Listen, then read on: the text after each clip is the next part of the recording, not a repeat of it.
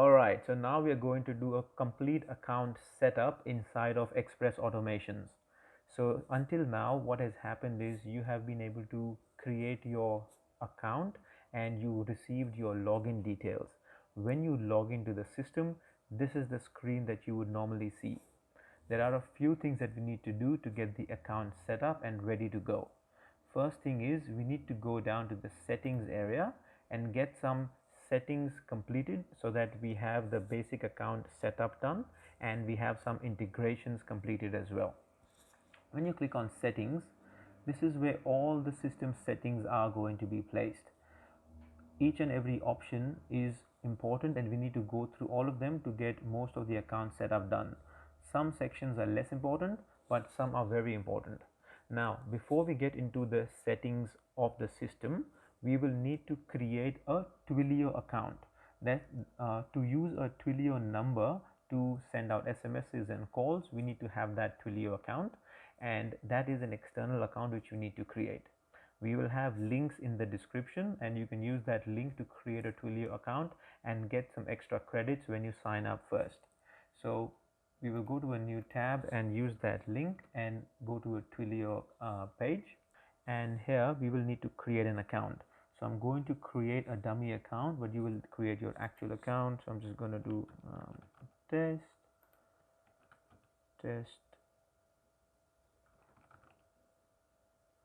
but I will have to put in an email that works.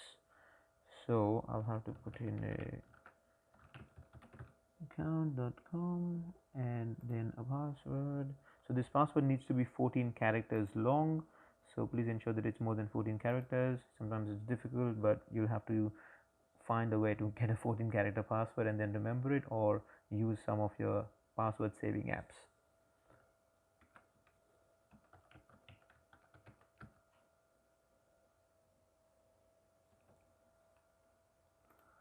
And then we do that, and then we start your free trial account. And when you set up your account, if it sets up correctly, you will get a email to validate your email account. So here it sends an email, so you will need that to validate your account. Now we will go into your email inbox and get that details. Give me 1 second and I'll do that right now at my end. So here you can see a email from Twilio, verify your email. You will click on that, and once that opens up, you click on confirm your email. When you click confirm your email, it will open it up in a new tab.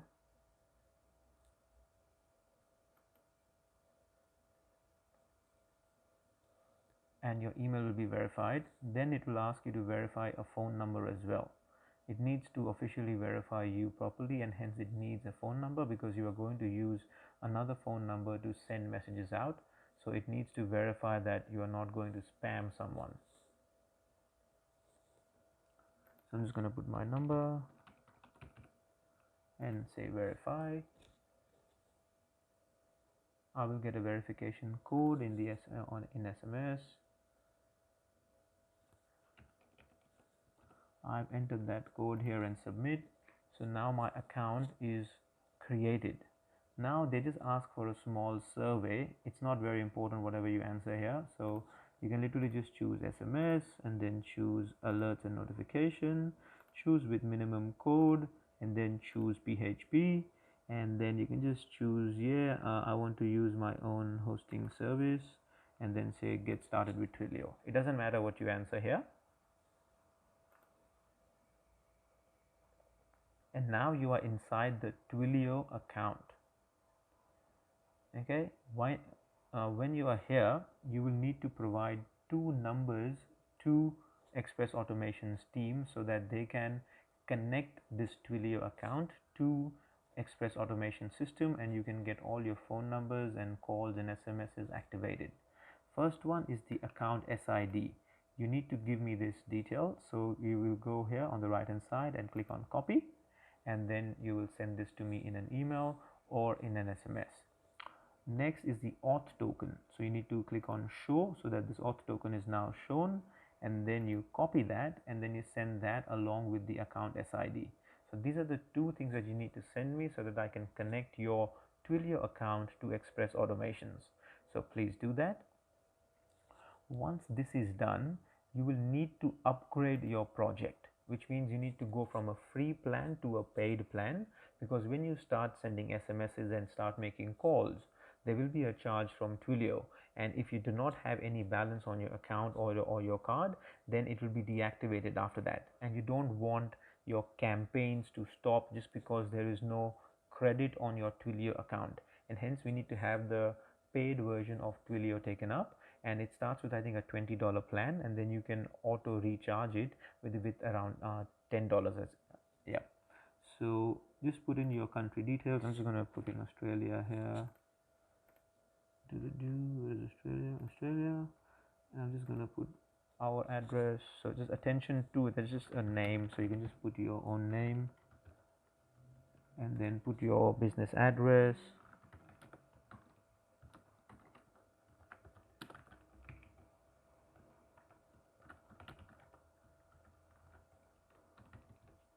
And then if you have a GST number, you do that, click on validate address, and it will try and see if there's a matching address, or else you can use your own address, or you can use a suggested address. Anyone is okay. I'm just going to use mine, so use this address, and then it's going to ask me for billing details. Yes, it's a little bit annoying, it doesn't have the same as above option, and you'll have to enter in your details again. So you will then again go back and click Australia. Again, you can go as Ram Valia, and then you will have the address as 03 Street, Sydney, New South Wales, 2000.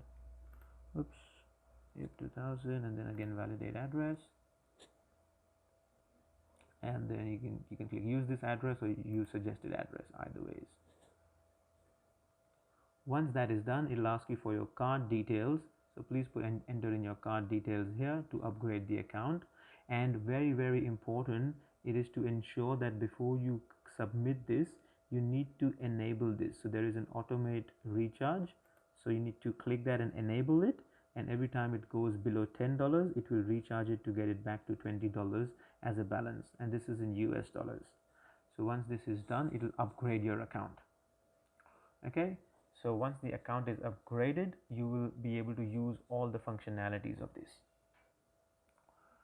Now once this is done, for businesses that are in Australia, you will need one more line of work, because the Australian regulatory authorities require an address proof and an ID before they can issue a phone number that is local in Australia.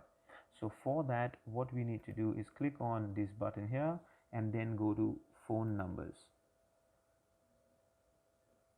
So we just need to go to the menu on the left hand side, click on phone numbers. So this was the menu that we went into, and we clicked on phone numbers. When you are inside the phone numbers, you will go to regulatory compliance on the left hand side. When you go to regulatory compliance, you need to create a regulatory bundle. So you click on create a regulatory bundle,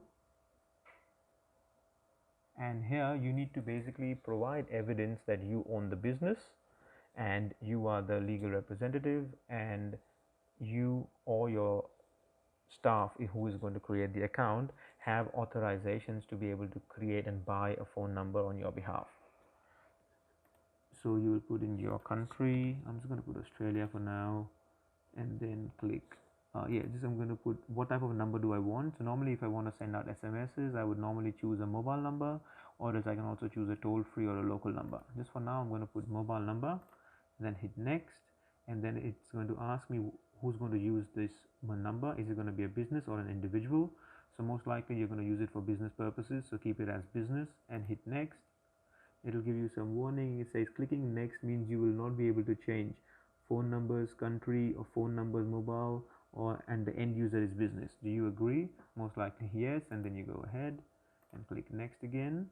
Then it will ask you to add in your business information. Now this is important. This has to be exact same name and information according to the legal documents that you may have. You can have any business documents that need to support this. Now when you go in there, you will create a friendly name. This is just for you to remember. So I will just say Ram Xpress Xpress Automations, and then the business name, this has to be a very specific legal entity name. So if the business name is Xpress Automations, please keep it as that. If you do not put a space or a dot behind it, this has to be exactly how you have it in your legal structure. So if you have it as Pty Ltd, then please enter it as Pty Ltd. Otherwise, just whatever business name that you officially have it as and that you own. Use that and then hit save. So you're entering the business details there. Then you click next, and here you need to add supporting documents. So provide supporting documents that confirms your business ID number, your business name, and your business address. So you will need to update any of these documents. It can be a commercial registry or equivalent, which in Australia is normally an ASIC extract or a details which has your business name, your name, address, and either an identification number like an ABN or an ACN.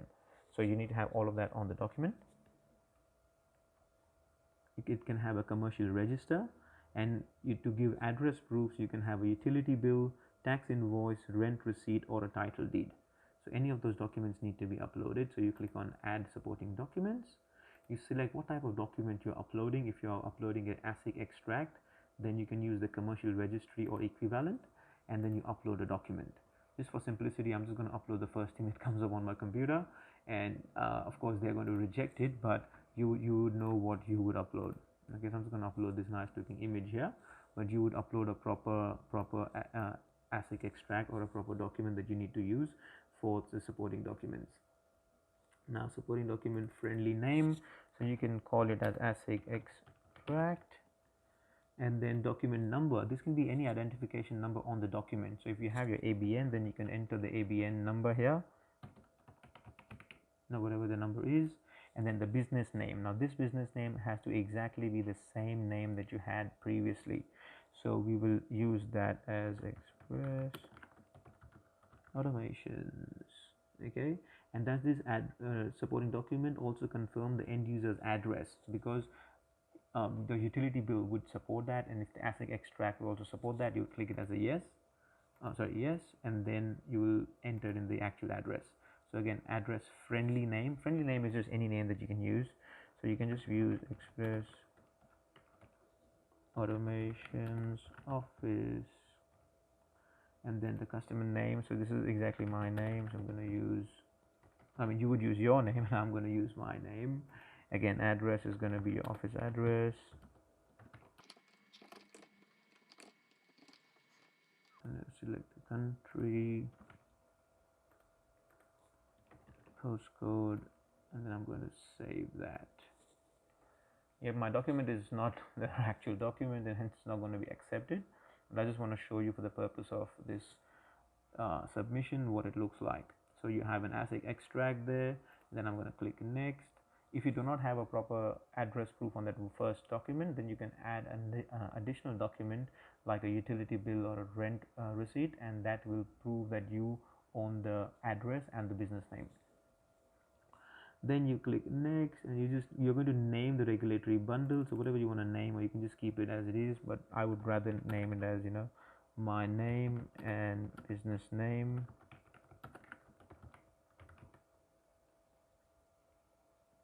And then hit next, and then set up notification. So where do you want Twilio to notify you once this bundle is approved? So put that email here.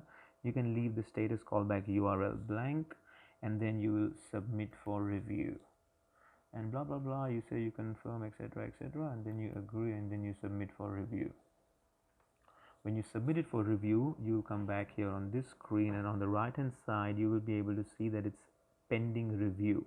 Only once this is approved, you will receive an email from Twilio, then your account is properly set up.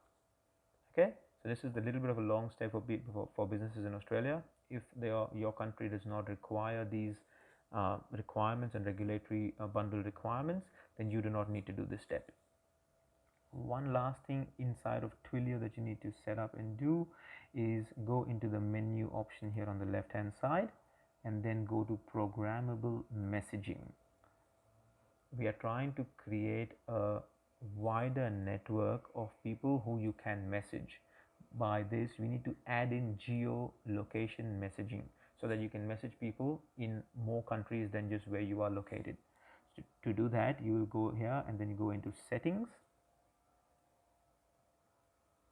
And just for everyone, I'm going to repeat what I just did. I had gone into the menu on the left hand side. I went on the first option, programmable messaging, and inside programmable messaging, I'll go down to the last option that says settings. And inside settings, when you go to geo permissions, I will select the countries that I might want to send messages to. So if it is everyone in Asia, then I'll just click on Asia and all of those will be covered. If I want to send it to United States, then I'll just search United, filter, and then let's see, I get United Kingdom, I get United States. If any other country that I want, I can do that. I can add global as well, and yeah, so I can just choose whichever countries I want to finally be able to SMS and want to have leads and clients. Then I will add all of those people in here. Great. So this is, I think, the last thing we need to do inside of Twilio. Awesome. Give me just one sec and let us just go and sync your account inside of Xpress Automations now. Let's go.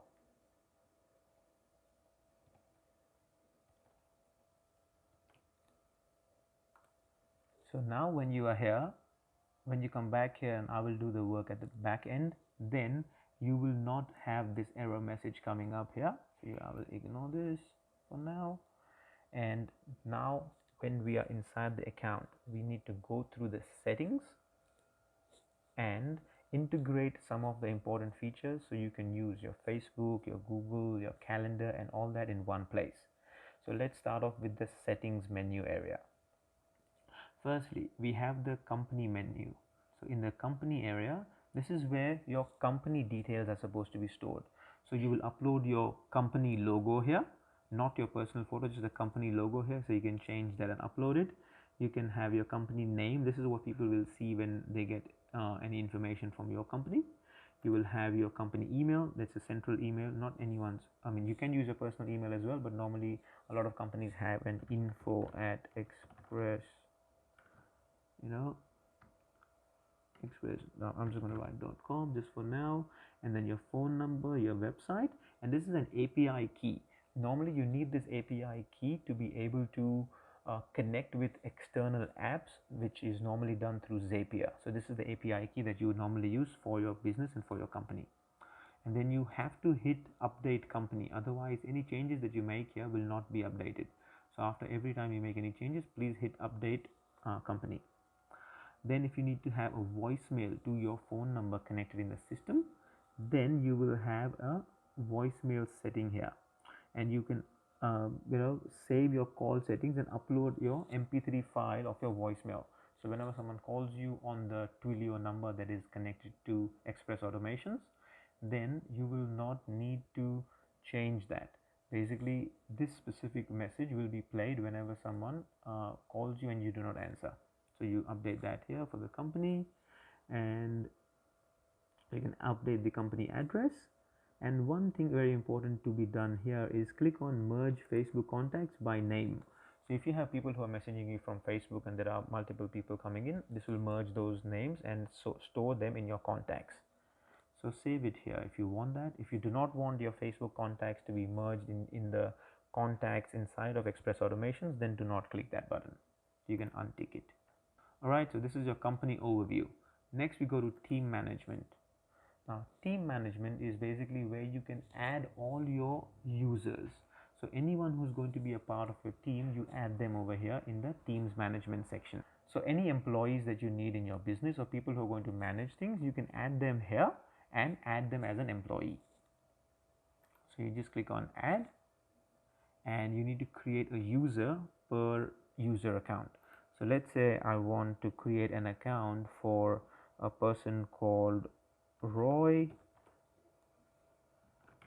and Sandy Test. I'm just going to name something, and I'm just going to say their work email, which is going to be roy@xpress.com, and I can add their phone numbers if I want to, and I will set up a password for them. So I'm just going to do some password 123567890. That's the password that I want to set up for them. And if you have a company signature style, then you can add that company signature style over here. Okay, the password is not getting accepted because it's not strong enough. So I'll just make it into something strong. So I have done that now, and then you can create a email signature for this user. So you can store it here, so that will be used in all their external communications. Then you come to user permissions. So you would have access to a lot of these tabs as the admin of the account, and you can choose which sections you want to give access to particular users. Let's say if you only have salespeople, then they should not be able to go through your AdWords reporting and your websites and your Facebook ads reporting and stuff. If you need them to go through everything, then you can make all of them open. Only do not keep only assigned data on. It means only the things that are assigned to them, only they will be able to see that. So it's only if you need that kind of an access you keep it on, otherwise you keep all the other sections on. These are the permissions that that individual user will receive from you. Then we go to user roles. In user roles, you decide whether this user will be an admin or a user of your account. If you want to make them as an admin, then they will have all the rights and they can make changes and add and delete users as well. If you want to only keep them as a user, you keep them as a user. Then this is their own voicemail. The voicemail that we saw in the previous section in the company area, that was the voicemail for the company and the company number. This will be the voicemail for the individual person. So you can just upload a file for their voicemail here. Then you set up a user availability. This is the availability of the user. So if they're working 4 days a week, say Monday, Tuesday, Thursday, Friday, then you only keep those. If they're working all 5 days, you keep all 5 open, and then you set up your timing. So you set up all the timings here. And then once the user signs in from their account and connects their own Google accounts, their Google Calendar can also be synchronized here. Okay, so this is how you create a user profile. And yeah, just one last thing before we go out. Of course, there's a personal logo. So personal logo can be anything that the person wants to represent themselves with their emails. So it normally should be their own photograph, but if they don't want to use a photograph, you can use a company logo or any image over here as well. That's it. You go down and then you save this. Okay, so now you have one user created, and you can create as many users as you want over here. Now I just want to check one more thing on the company profile. So when you come to the company profile,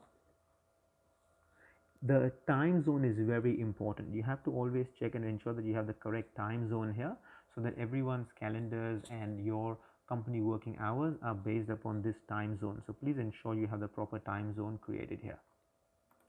Yep, we just completed the team management section, so you can add as many employees as you want and give them specific roles, and all of those people can be managed in here. Then if you have teams, let's say you have multiple salespeople who are going to work on your activities and manage leads, then you would create a team. I would create a team, and I would say that this team is called the sales team, and I will add each employee here. I only have one employee created right now, and hence I can only see one. If I have multiple salespeople already created in the team management section, then I will see all of them in here, and I can tick all of them and add them here. And then I will create a team calendar configuration, which means this is a team sales calendar. So when you have multiple people,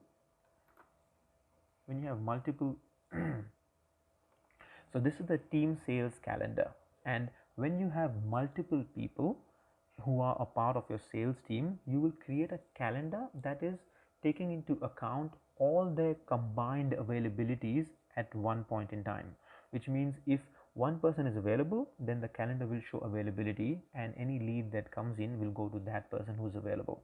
If the other person is not available at that time, then that lead will not go to that person. So here we are trying to create a team calendar. So I will just call it as a sales team calendar.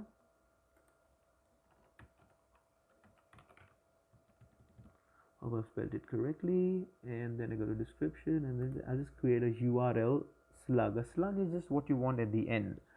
So it's just like a sales team. I'll just name it like that, and then I'm going to save this.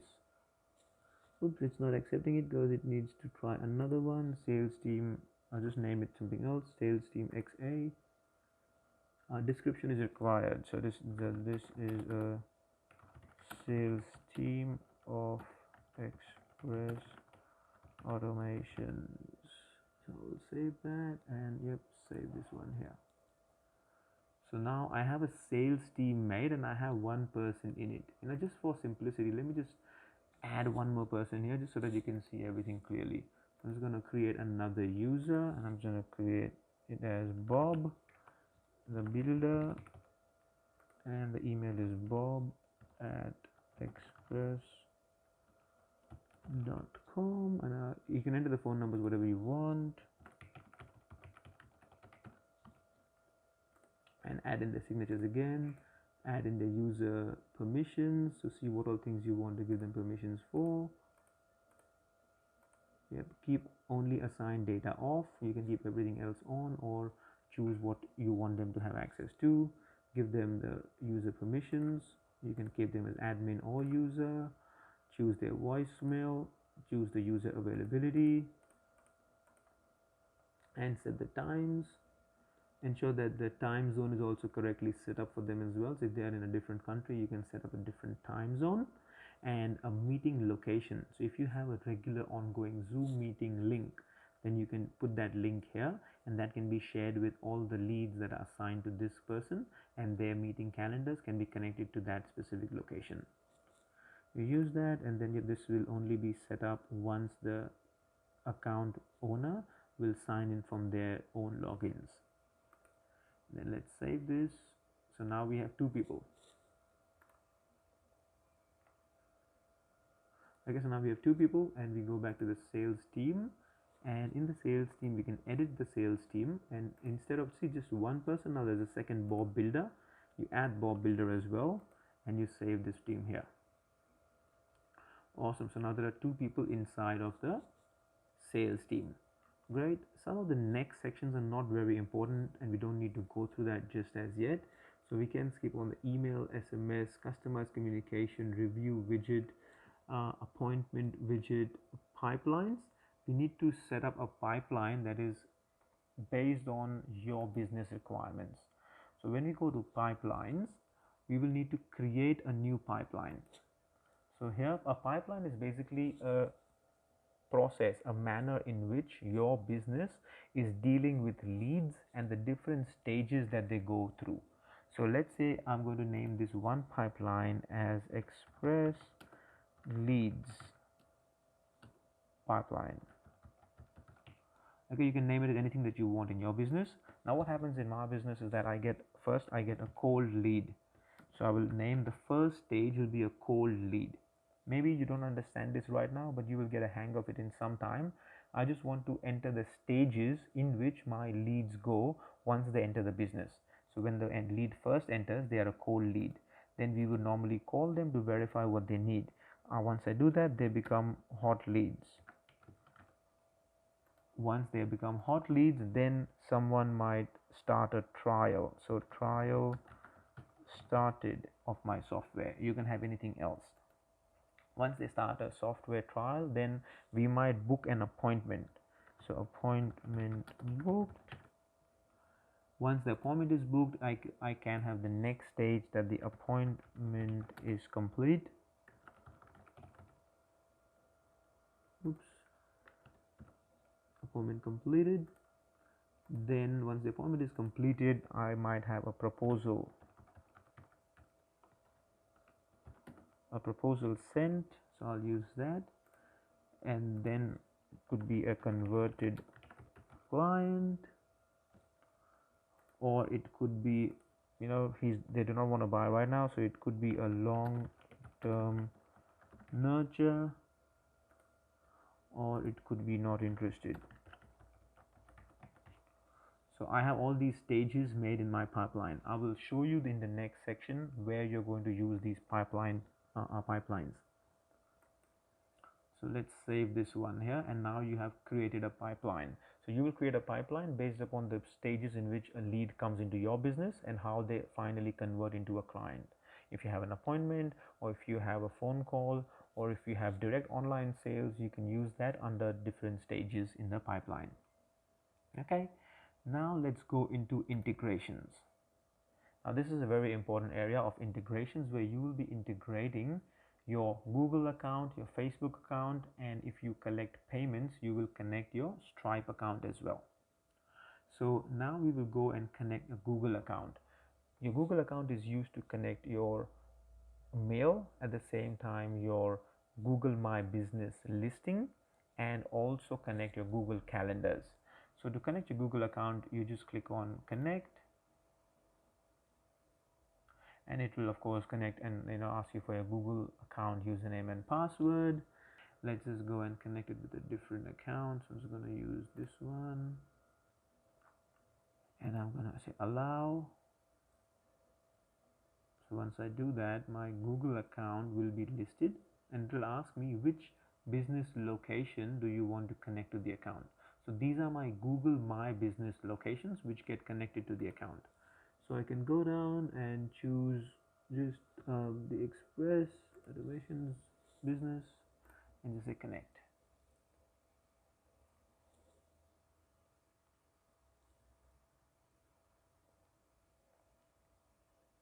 It'll take some time for it to form that connection, and once it does, it will have the account connected here, and it will also show you as Google My Business that is connected. If a Google My Business page is not connected, then you can just select the Google My Business page here. When you go to select Google My Business page, it will again show you all the options. You go down to your business and connect it, and just choose connect. Once it's done, it is already connected in here now, and any messages or any reviews that you get from the Google My Business page account will be now connected inside Xpress Automations. So this one is done, and then if you have a Google Analytics account, you can just link it over here, so it will give you more information about things. And if you have a Google Ads account, you can connect the ad account number here as well, and then you can choose the MCC Google account or the normal Google account as well. So like this, your Google account is now connected. One very important thing to remember here is every user that you get will need to log into the system using their username and password, and at the same time they will need to go on the left hand side bottom to settings, and then go to integrations and click and add a Google account. If you yourself use multiple logins to log into the account, and if you want the Google calendars to be syncing with all those accounts, then you will need to select, say, add another account in Google and connect your secondary account as well. So if I want to connect, say, this account, then I'll just click on that and add this account as well. Okay, sometimes it asks for password on Google as well, and you do that. Once that is done, you just save it and allow. And now my second account is also connected, and then I can choose which account I want to use as a primary account. Okay, this is how your Google accounts get connected, and your Google calendars will sync in with here, and any changes that you make in the system can go to Google and vice versa. Now we will connect your Facebook page. So you will connect and click on Facebook,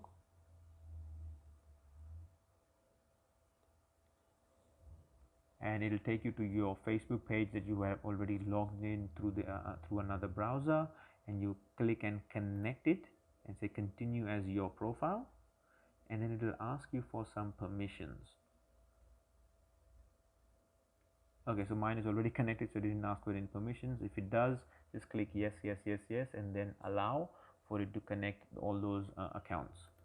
Then you have to choose your Facebook page that you want connected with this. So you can choose the Facebook page that you want to connect with the profile and hit connect page. So now the Facebook account is connected, but still you need to choose select an ad account. You need to choose an ad account which you want connected. If you do not have an ad account with Facebook, then don't worry about it. If you have an existing ad account which has permissions on your current Facebook login ID, then they will be visible here, and you will just go in and choose the ad account that you're going to use for this one. Okay, so you can just choose any ad account. I'm just going to choose one. Doesn't matter which one, so I'm just going to choose that for now, and I'm going to then select a Facebook page as well. I need to again do this to connect that the Facebook page is connected here. So I will select a Facebook page and I want to link it to this location. So I will go and look at my page. I mean, I have a lot of accounts, but you would only have one or two, so those will come up there, and then you click on connect page. Yep, so now you can see that the ad account is connected and the page is also connected, right?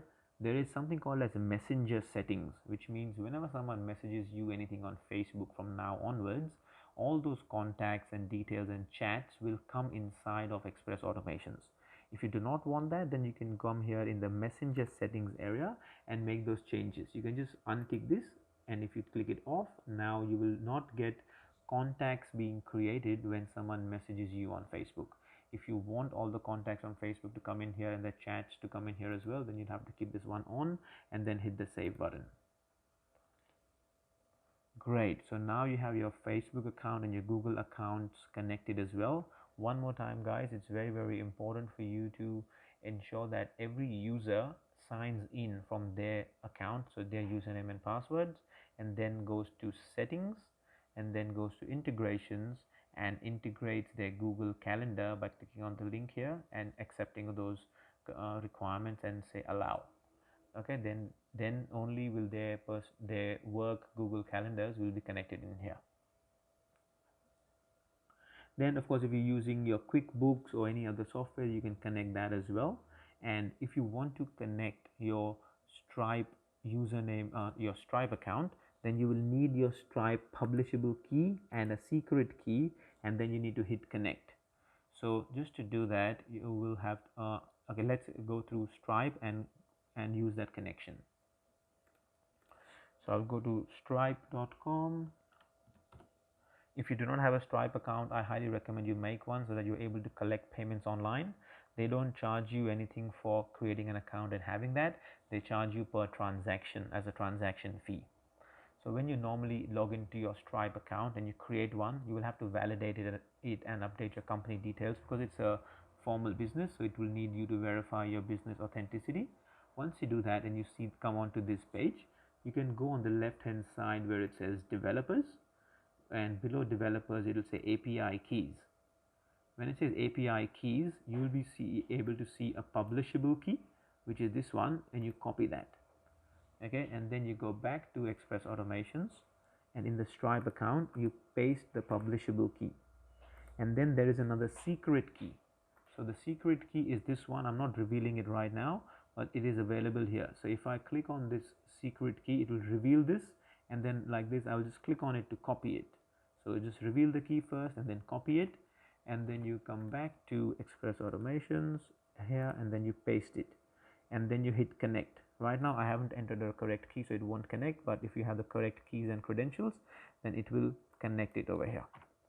Okay, and this is how you finish your integrations part with Xpress Automations. So this is how the entire system will work in getting your Xpress Automations account set up and completed. Okay, now let's go to phone numbers. When you go to phone numbers, you click here and then you go to add a number. This is where you're actually buying a number from Twilio.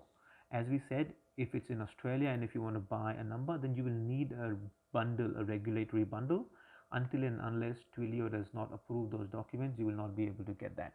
But if you want to buy a number of another country, then it's very simple. You can just say you want to buy United States number. Then let's go to United States. I search an area code 818 and then I search it. I mean, you can choose any area code depending upon which city you want the number from, and you get all these choices of numbers. You just click on this number and then you can buy it. Okay, now just for example purposes, let me show you what happens when you do it in Australia. When you do it in Australia number, it'll ask you for a bundle. You have to have a valid bundle here and you select it. So there will be one option here which you will select. There will be an address option also that you will select because you have connected your regulatory bundle to a particular office address. Once you've connected that, then you can put in an area code, say 02, and then search. So you can see several numbers coming up here. Even if you don't want to put an area code, you can just do search, and then you can see all these multiple numbers coming up here, and you can choose whichever number you want to buy, and then click on that number, and then come down and hit save. Do not click search, because it will search it again, and maybe you lose the number that is here, because these numbers come randomly. So just choose the number that you want, and then hit save. Like that, you'll be able to buy a number. Okay, so let's just buy one number. I'm going to buy a United States number because this account does not have the Twilio authorizations completed. So I'm just going to buy a US number which does not need any authorizations. Okay, so now let's actually buy a number. So we're going to add a number, and I'm going to choose, say, United States. I'm going to go to United States, and I'm just going to put one area code, and I'm just going to click search. And when I click search, I get this number, whatever number I like this one, let's say, and then I hit save. So now I've actually bought a mobile number. See, this number is mine now, and I can click on edit. And when I edit it, I need to name the number. So the number is just for my identification. So I'll just write it as RAM Twilio test account. So whatever you want to name it as. Then forwards to, now this is very important, you need to forward it to a number. So this needs to go to a particular number. So when someone calls this Twilio number, it needs to go to a number who's going to actually answer the phone. So you need to enter that number here, and we enter it into a particular format. So put the actual number, and it will work it out. Then there is a whisper message. Whisper message means this is what you want the receiver to whom the call is being forwarded to hear. So this will be, let's say, if it's coming from a specific ad or a marketing campaign, you can just write marketing campaign. So you can write it as a Facebook ad lead call, or you can also change that and write it as a marketing lead ad, just to keep it generic. Okay, so this is what the receiver will hear whenever they get a call from a lead. And then, because in certain countries there are requirements that you need to disclose that you are recording a call, you will use this call recording and just type in here that this call will be recorded for quality assurance. Okay, and then you can leave these two as blank. So normally it's 60 seconds, you can leave it as 30 seconds as well, or you can otherwise leave it as 60. That's the default. And then you update this. So now RAM Twilio test account has this number. Whenever someone dials this number, it will automatically be forwarded to this number.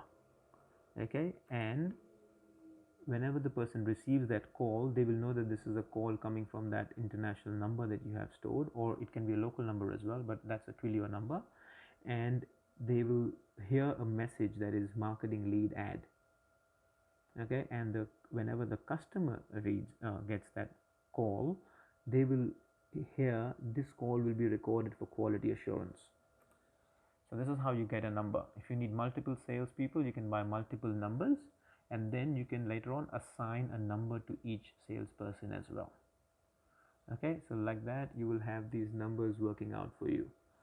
Great. Once you've done with the phone numbers, then comes a very important part, that is calendars.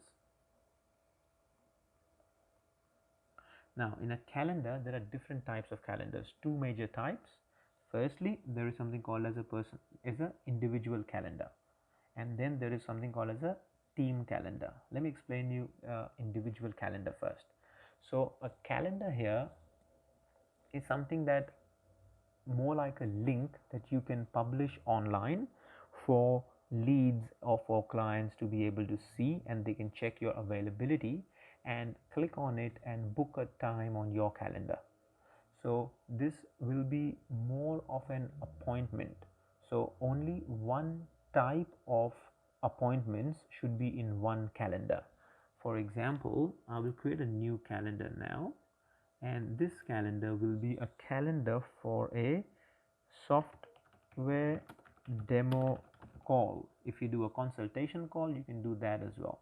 So I'm just naming this call as a demo call. So I will know whoever books on this specific calendar will only book for a demo call. so I know that this kind of appointments coming from this calendar are only coming in to get a demo for the software. Okay, I can write any description that I want. Now this appointment title is what the registrant will see on their calendar and also on the host's calendar as well. So you will not only have it as a contact name, but you will have it as a name space dash space whatever the call is going to be about. So I will write it as software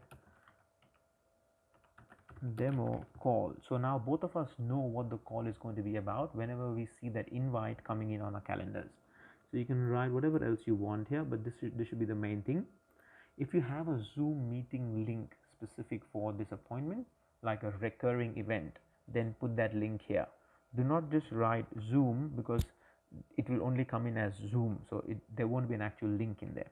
So you will have to put in a link from Zoom in here for it to connect directly to that meeting. Normally people have a recurring event so that the same link can be used for multiple people at different times. And then you can choose the color, and then you need to choose a calendar where this link will where this meeting will be synced into. So let's say if you're going to use your Google Calendar, then you will use that Google Calendar and choose which one you want to sync it to, because remember we created two different accounts in Google and synced both of them here. Then I can choose which account should this appointment be syncing in with. Okay, now the sync options, if you keep it as two-way, then all the data that you have on your phone or on your Google Calendar will also sync in directly into Xpress Automations, even if they are not work related. So normally to avoid that, we will just keep it as a disabled trigger. And what will happen here is whatever you create inside of Xpress Automations, that will check for availability on your Google Calendar and then only make those appointments, and it will pass on the information to the Google Calendar. But let's say if you go onto your Google Calendar and save an event saying, lunch with grandma, then that event will not go inside of Xpress Automations, and they will not start receiving appointment reminder SMSs and calls if you have the disabled trigger on. Okay, and then you click save and continue. You go to the next step, and here you choose what is the duration of the appointment. So if you want it for 10 minutes, 30 minutes, 1 hour, 2 hours, you choose that. Then you choose the slot interval. In how many intervals do you want the next appointments to come up? You can choose a buffer duration between two appointments. So you can have a sip of water, take a break, or walk around and then take the next appointment. You can put that time there. You can put how many appointments do you want per slot. So normally you will only have one appointment per slot. And then you choose how many appointments you want per day. Let's say if you have 15 appointments per day, will the person be able to manage that? If not, then you can put a limit, and if the limit is reached, then all the slots will become unavailable. Once that is done, if you want a scheduling notice, you can put some minimum notice that you need before an event gets scheduled. And then these are the office hours. These are not the office hours of the individual person. These are the office hours that you put that this appointment type or this calendar should be available. So choose the times that are available here, and then go to hit next. And then here you just choose a use sticky contact, so that the client's name, phone number and email are connected, and their details are already pre-populated if they have ever been to the site earlier. If not, then it will be a blank form which they will have to fill in manually, so they have to enter in the name, number, email to be able to complete the appointment booking. And then you will just choose allow Google Calendar to send invitations or update emails to attendees. Just choose that as a yes. If you want someone to receive an email alert whenever someone books in an appointment, then you will enter their email over here. And then if you need a Facebook Pixel ID just to track all the events, then you just need to enter that Facebook Pixel ID here. And towards the end, once the appointment request is submitted, they will normally see this message. You can change the message to suit whatever you want for your business, or else if you want to send them to another link, another URL on your website or on any other page, then you can use the redirect URL, and you can just enter in the URL that you want them to go to, and they will go to that URL once they submit this booking request. Okay, and then you complete this. So now you have a calendar and you have a link below the calendar. So if you click on that link, then your calendar opens up. So now you can choose this, you can copy this URL and go to bit.ly or any other software that can shorten your URL. Normally I prefer using bit.ly. I will just make it as a short URL, and when I go to bit.ly, I can take that long URL that I had here, the long appointment URL, and I can go to bit.ly and just say create a link.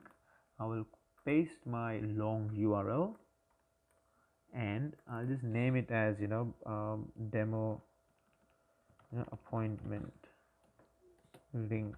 I'm just going to name it as test, and then change this back half section and say booking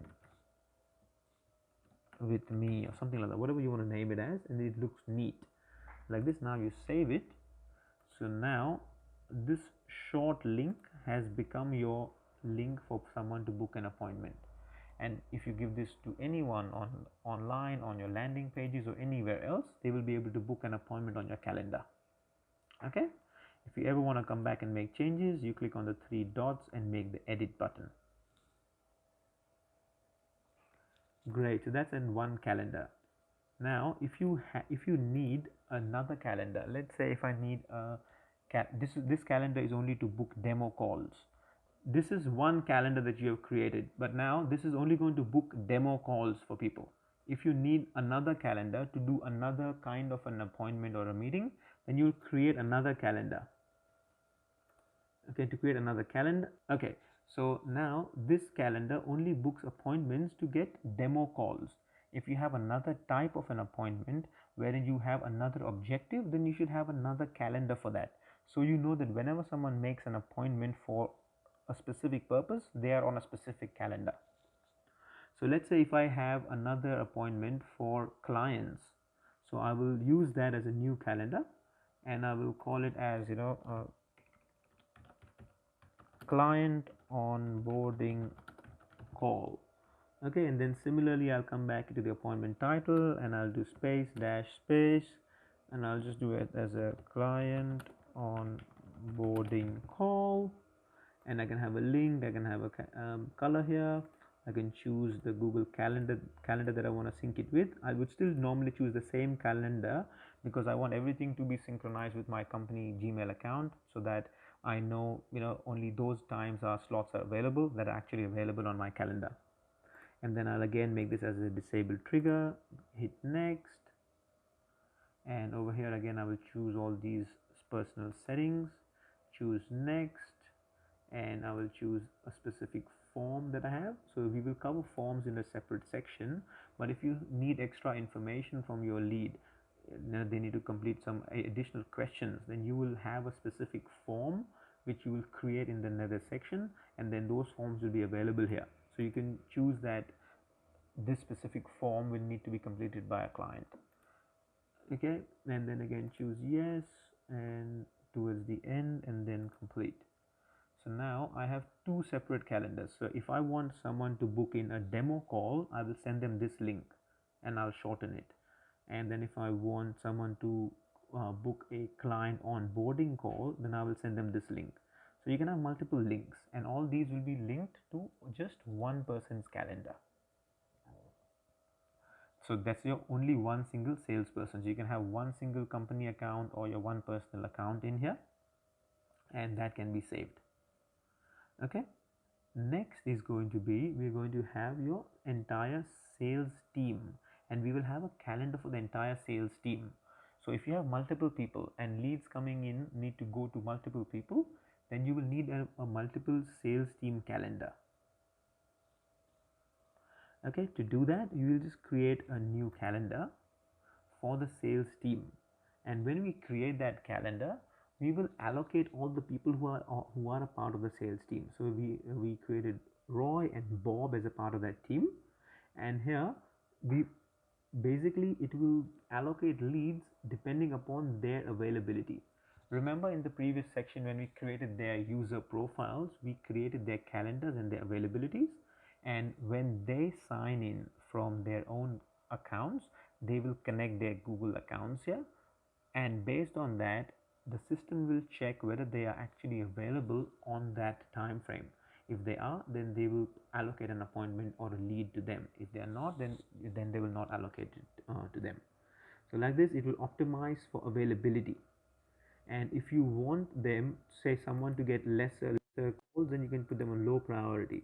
If you want someone to get more calls, you put them on high priority. Okay, or else it can all be medium for everyone as well. And you can also optimize for equal distribution. So when you optimize for equal distribution, means you want to give leads equally to all of them rather than giving someone high or someone low priority. So if someone does not get some appointments, they will start getting those. Okay, and then now you're going to give the name. So again, this can be a demo booking. This is also a demo call booking. So just name it a software demo call booking, and I will again name this and give the calendar a URL. So it will be a sales demo call. Once that is done, again the appointment title has to be the contact name. This is the one who's booking the appointment, and then a sales soft. I wouldn't call it a sales because I don't want that to be there. I will just call it as a software demo call. Yep, and I'll have it as capital so that it's more neat. Oops, and I'll choose the color, and then I'll save this. Something is missing. Yes, I need a description. So this is the description that the person who's booking the appointment will see. So we will give you a full demo of the software. So you can write whatever suits the kind of call that you're going to conduct. And then hit next. Yep, and then again you choose the time slots, the availabilities. Now these are general time slots and general availabilities. This is not dependent on per person. This is where the overarching appointment availabilities will be. So first the system will check for these availabilities. So this calendar needs to be available for the maximum duration, under which it will check if an individual is available or no based on their own calendar availabilities. So please don't get confused with that. The higher level of checking is on the office hours and the availability of the office. So if the office itself is closed and if then a staff member is available, it will not book. So the office hours need to be open a bit wider, and then a staff needs to be available as well under that time to be able to make a booking. Okay, so then we save and continue, and again of course we can choose a form as we discussed last time, and we can use a sticky contact as well, so that if they enter the information once, then the next time that they come on a similar form, that information will already be there. Click on allow Google, and then if you need a Facebook ID, you put that same thing here. Once they submit the form, they will see this thank you message on the screen. If you want them to go to another URL or another website or another link, you can enter that by clicking this option and then hit complete. So now if you have a team of multiple salespeople, all of them will get leads, but for that the booking needs to be on this link.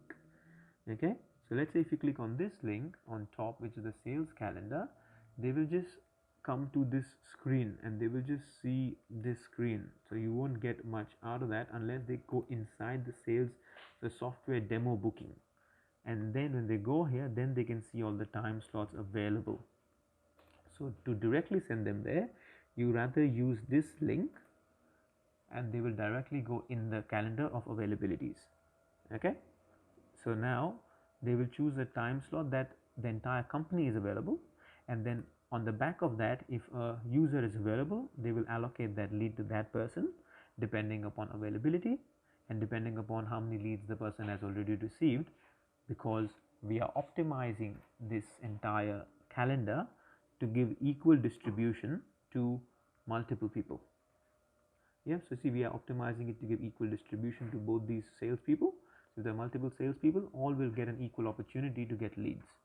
Unless you want to change that, you come here and optimize, and then you can put someone on high priority or put someone on low priority. So after completing the calendars, we'll go to the next option in the settings menu, which is your templates. So here This templates is a section where you can create templates for your SMS, for your emails, and save them here. Very simple tool. You just need to click on add templates and click on again add text template. So this is a text template. So this is an SMS. I'm just going to name it as an SMS template 1. You can name it whatever you want so you know what this one is, and you can just say literally hi contact first name.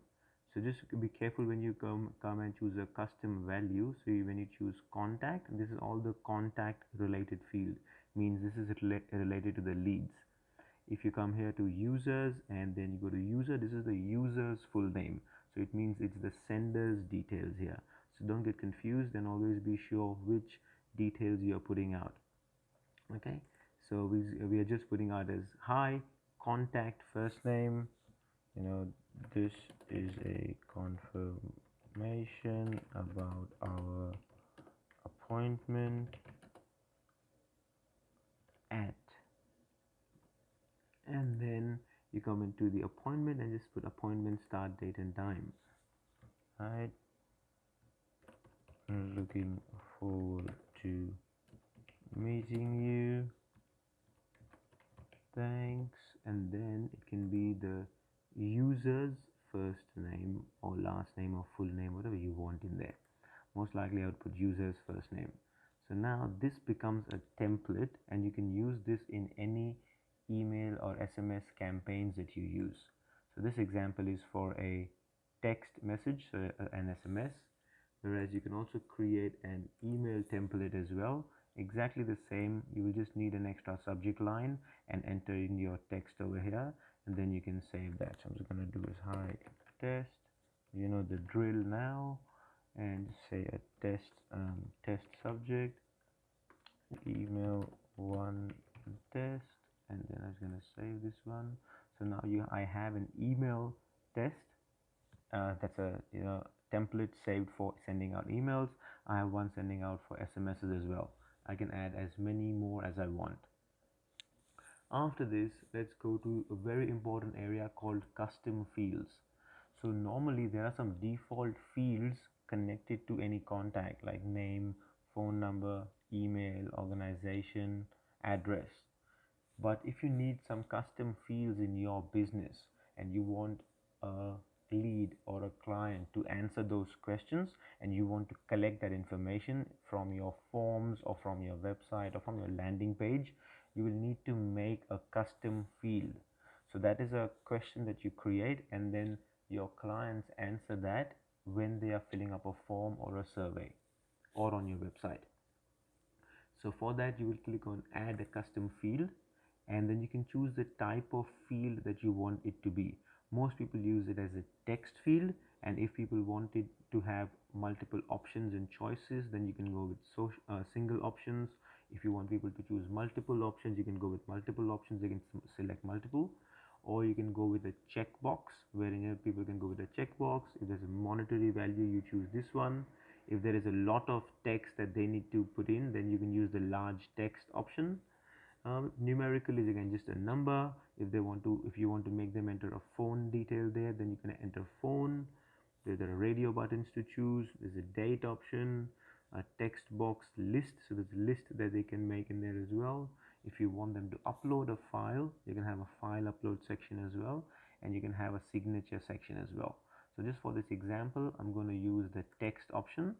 So in this text, I'm going to ask people, what is your marketing budget? Okay, and I will just save this. That's it. So now I have made a custom field, what is your marketing budget. Now I'll make another field, and I want to make another field saying, are you using Facebook ads in your marketing? Right, and I'll just make it as a capital and save it. So now I have a second custom field.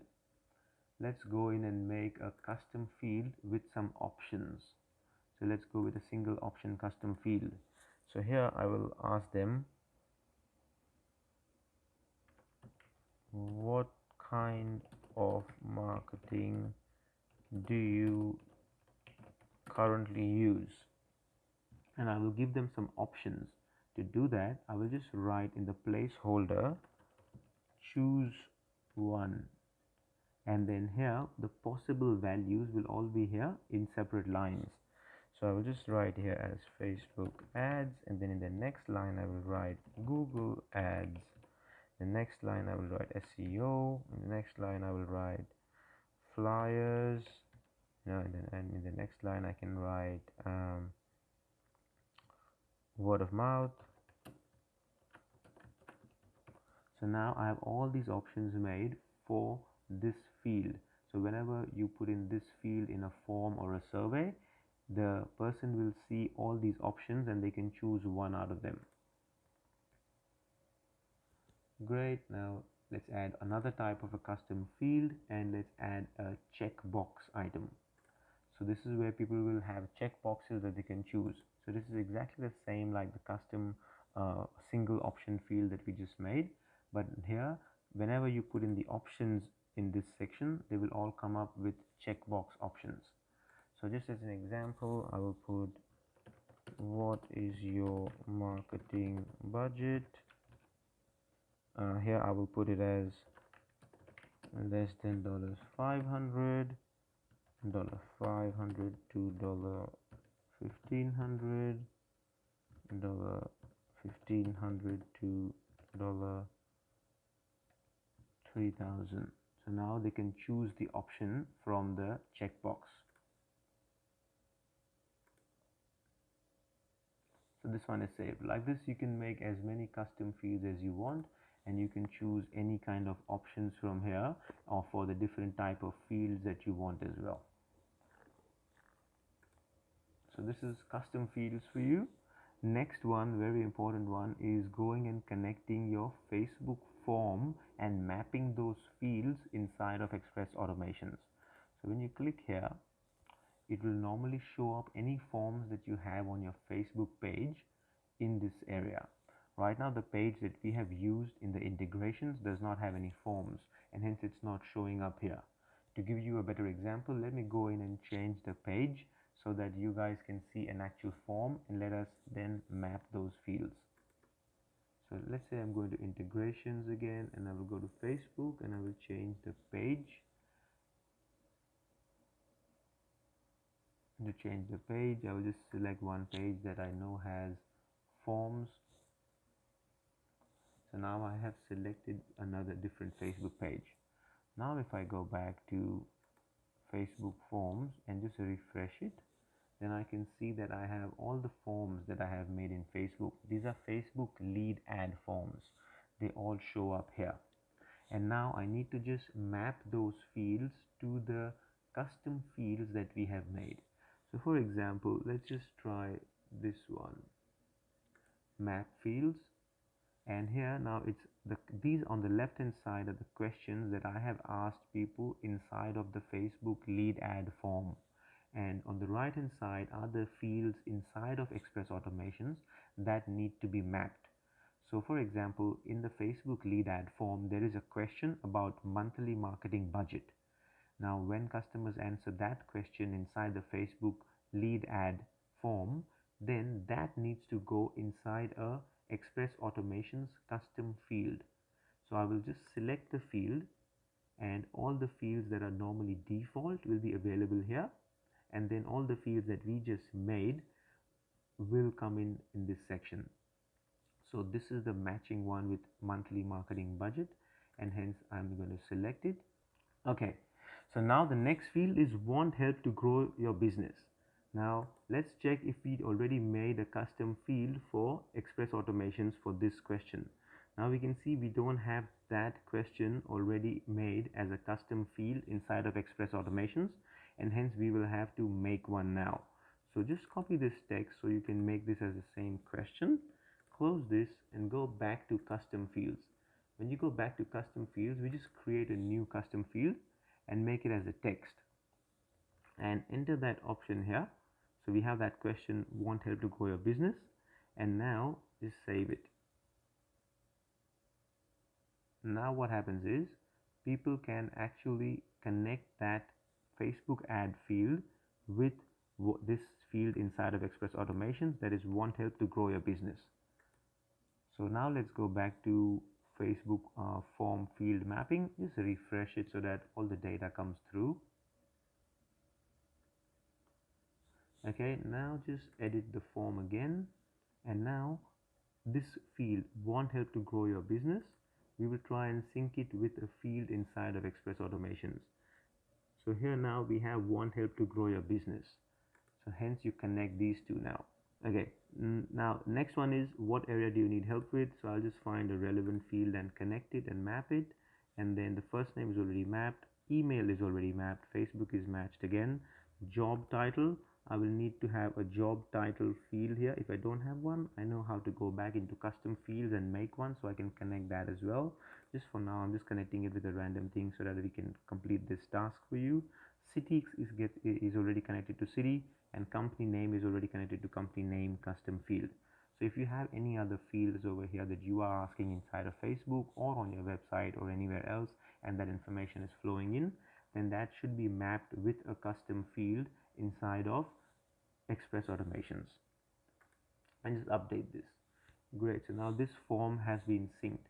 Like this, you can sync as many forms as you have, and you will not have to use Zapier to connect your Facebook lead ad data into Xpress Automations.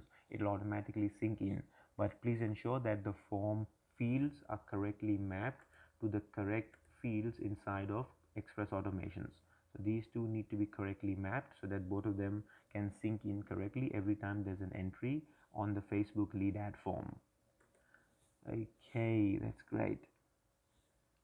Now let's go to another element that's called custom values.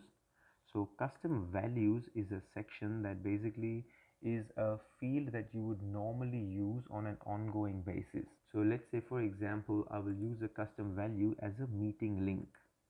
So this is a meeting link, and that value is a link which starts my Zoom meeting. So just for example, I will use the link as www.zoommeeting.com. I mean, this will be the actual Zoom meeting link which you will get from Zoom, and you will use that in here. This is just a test dummy link that I have used right now. So now what happens is, when I write an email or a message, I can use this custom value as meeting link, and whenever I use that in there, this link will come up. So I do not have to make different messages for different salespeople's meeting links. I just use the tag as meeting link, and then whenever I use that option as a custom value, then I will get this information embedded inside of the section. Okay, now let's go back to domains. So your domains are basically your website URLs that you need to connect to Xpress Automations to be able to use that domain for your website or for your funnels. So to connect any domain, you will just click on add a new domain. So let's say if I want to add xpressautomations.com over here, then I will just type it here without the www, and then follow the instructions. That is, I will need to have a CNAME record in my hosting provider, which could be GoDaddy, Namecheap, Cloudflare, anywhere where I have the domain bought and hosted, and I will redirect this domain and create a CNAME record pointing towards this address. If I am creating a root domain, which is the www one, then I will not use the CNAME record, but I will actually create an A record pointing towards this IP. Okay, so if I'm using a subdomain, which is, let's say, demo.xpressautomations.com, then I will create a CNAME record pointing towards this address.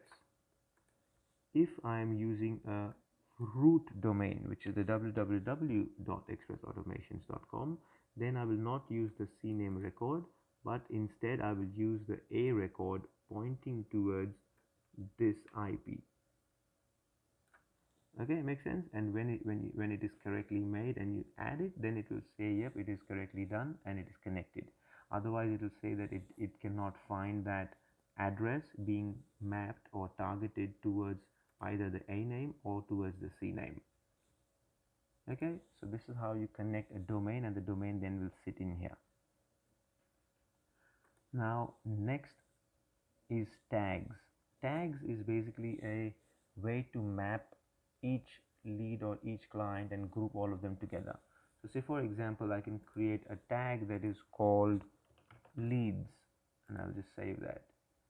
Okay, then I can create another tag called clients, and I can save that. Then I can create a tag called booked appointment, and I can save that. Then I can create another tag called as long-term nurture, and I can save that. So now I have these tags, and whenever I apply a particular tag to a particular person or group of people, they all get into a group. So then you can actually create actions like sending an SMS to all the people who have a long-term nurture tag, or you can send a SMS or an email or a campaign to all the people who are tagged as clients. Same thing for leads, and same thing for people who have booked in an appointment. Another tag is a very good example is appointment cancelled. So when someone is tagged as appointment cancelled, you can actually allocate a task to someone to either call them or send an SMS and an email to follow up with them to check if they would like to reschedule their appointment with you. So like that, you can control what happens to a group of people by adding a common tag to them, and hence tagging is very, very important. It's not necessary that you create the tag only from this section. Even in the contact section, you can make tags as well. So we will look at that a little bit later. This is the summary of your tag section. Now let's go to the last section of your settings, which is your SMTP and mailgun service. So this section is basically showing which provider will send out the emails for you. So there is a one default provider. So you have to come here and select this option. Once you have done that, wherever you want the email replies to go to, which is normally your own email, because if you're sending emails from your email, you want all of them to come back as a reply from the customer back to your email again. So you will put in your own email here. So I'm just putting at xpressautomations.com is my own email, so I'll put that over here. If I want someone else to receive a BCC email, like a backend copy of it, then I will put their email over here, and then I will forward to assigned user.